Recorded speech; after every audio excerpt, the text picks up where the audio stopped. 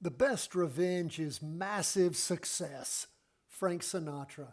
My friends, that's what we want for you. Massive success in the markets. How do you do that? By spending just 10 to 15 minutes with us each and every day. And we don't charge you anything. And we do appreciate our Patreon members who help underwrite the cost of the channel. Let's jump into these charts. It is a day where everything is down except gold, and it's just a little more than flat, up 0.07%, 7/100ths of 1%. So again, not a lot going on in the upward strata for the market. We look at the S&P 500, NASDAQ 100. They are both down 0.75% for the day. As we start the week, let's see where we are. Now, the last 3 weeks we've been average volume. Last week was the big gainer. We haven't hit that top yet. We do have a green candle. We could, if we wanted to, we could adjust our trend line, just to sort of show where we are this week. But again, we're not reaching a higher high. By doing that, it updates sort of where we are on the 2-day and where we are on the half-day. It makes us a little closer to one of those candles landing on or penetrating the weekly trend line. Now, of course, we always like to connect 3 or more candles. We can't do that right now and have a trend line that's close to where the price movement is, so we'll go with 2. Now, and again, it's not flat either, which is good. When you start getting just flat trend lines, what does that do for you? Not much of a trend if it's sliding sideways. Now, as we look at where we are, we do have stair steps on these prior 4 2-day candles as they've continued to go up. This latest one you see on Friday, if you look down at the half day, that's where we had the up on here, pulling back some on Monday. Didn't hit average volume on the 2-day. We can see we did in the afternoon, just barely hit the average on the half day, but not enough to make up for the market really falling off Thursday afternoon, right before the 4th of July holiday. So that is where we are as we start the week. Not a strong week at this point. However, we are still decently bullish and an okay backtest accuracy. Of course, we post for our Patreon members and email them each and every day the absolute latest. We do release at the end of every day the prior day's trade execution summary grid. Remember, it has the ticker, it has the directional probability in percentages, the entry point, exit point, expected move in dollars, and the backtest accuracy. The big things we key on is the directional probability and backtest accuracy, and I can tell you that we are still bullish as we have been for many, many weeks, and rightly so, on the S&P 500. If you've been riding that up with us all this time, you have had a massively successful practice trade up, $80 or so. Just beautiful. Somewhere around the opening at 531 all the way up to the prior high at 577. So it's just been a beautiful up move here. Again, if you got in at the real low, that would have been somewhere around the 531 opening mark. Again, just beautiful. Anywhere in between would be nice. Somewhere around the 550 mark, 560 mark, up to the high of 620. Did I say? I think I said 5 something or 620. Let's see. The high was 626.28. So just beautiful. That's where we are. Same thing on the NASDAQ. In fact, the jumping in point anywhere between the opening at 451 to 490 all the way up to the prior high of 557.20. So just beautiful. Again, today, pulling back a little bit, you can see where it happened in the morning and the afternoon on the half-day chart with decent volume there. Again, lacking on the volume for the Monday 2-day candle. We do see a higher high just like we saw before. That was from Friday morning and afternoon, Thursday morning and afternoon, not from Monday. So again, starting a new 2-day candle tomorrow. We'll keep an eye on things and see just how much higher this market can go. We're also, we're okay bullish on the directional probability. Wouldn't be jumping in necessarily at this point, but would be staying in. Again, better than a coin toss, not a whole lot better. Now, if we go on to where we are on 20-year U.S. government bonds, this is important. We had average volume last week with an interim high after 4 weeks of up movement.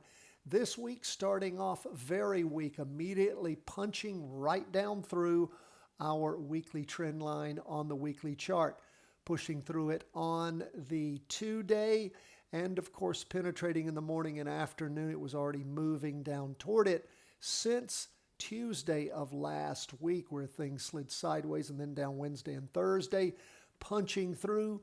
And where are we? Well, we are bearish on 20-year U.S. government bonds. Our numbers have been telling us that. I've been fighting that. And of course, who wins out? The numbers do.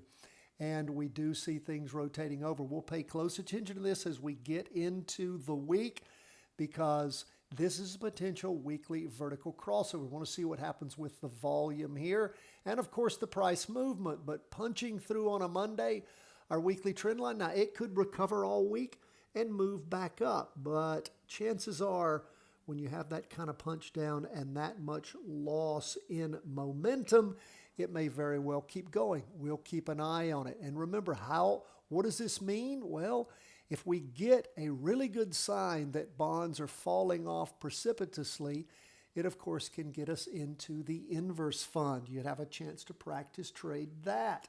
TBF, Tango Bravo Foxtrot. What is that? Well, it is Tango Bravo Foxtrot. It is the single inverse, the ProShares single inverse, and of course it went up as 20-year U.S. government bonds went down. You can see it's inexpensive. And again, one share will cost you about $24+, and you can practice trade that. Now, if you don't know what inverse funds are about, you need to educate yourself. And I will put at the end of today's program, make a note to it right now, I will put our training on inverse funds. Inverse funds, how to make money when markets crash. And you will get a kick out of that. And it's something for you to see. Some people like them, some people don't. The fees are higher. Those fees are recalculated, or the values recalculated on a daily basis, so it can turn around and, of course, compound your losses. So again, something for you to pay close attention to and learn from it. So we'll have that at the end of today's training for everyone. Now let's move on to gold. Where are we with gold? Gold, just a little bit more than flat, as I said earlier. We are still bullish on gold, just barely more than a coin toss. And this week starting out sure isn't helping us much with that almost invisible red doji there. You can see where for the last 2 weeks volume has been falling off. You can see volume weak on the 2-day, just another doji there, and just laying right on that line on the half day. So what's going on with gold? We don't know. And guess what happens when you don't know? You don't flip a coin. You don't go out and play roulette or craps or any other kind of gambling. You let it sort itself out, and then when the market tells you what it's doing, that's when the charts tell you, that's when you trade it. Let's look at HODL, pulling back 1.16%. We are still bullish, and we do have a green candle starting the week off. We're not super bullish at all. Again, this is the summertime trading zone, as I was saying yesterday to everyone. Just keep that in mind. A lot of the volume tends to go out in the summertime. A lot of the big traders are off enjoying all the money they made during the fat time, the fall-winter trading zone. And again, that adage, sell in May and go away, live to trade another day, is in full swing. We like volume, we like long moves, we like clear signals. And that tends to happen as we get out of the summer doldrums and get into the fall, and we'll be here with you when we do. So right now, don't really have a lot to tell you about where Bitcoin is. We are slightly bullish on it But again, no just outstanding backtest accuracy and outstanding bullishness on it.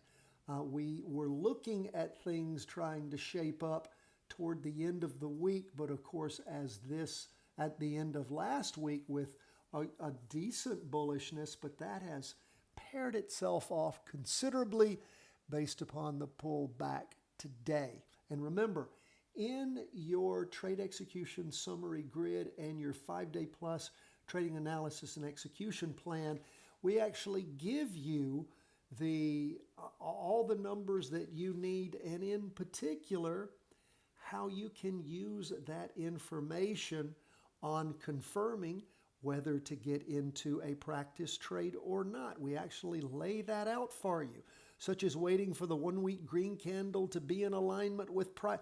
There's all sorts of things that we outline for you as to what you use in making those decisions. And we email that 5-day plus ETF trading analysis and execution plan out to our Patreon members every day. And then, of course, it's posted for everyone. We release it the following day at the end of the market, so you can see it over at our Patreon page at Charting Wealth on Patreon. My friends, that's where we are as we close the day today. We so appreciate you being with us. We always love to hear from you. CW@chartingwealth.com. Don't hesitate to reach out to us. God bless, my friends. All the best from the whole team at Charting Wealth.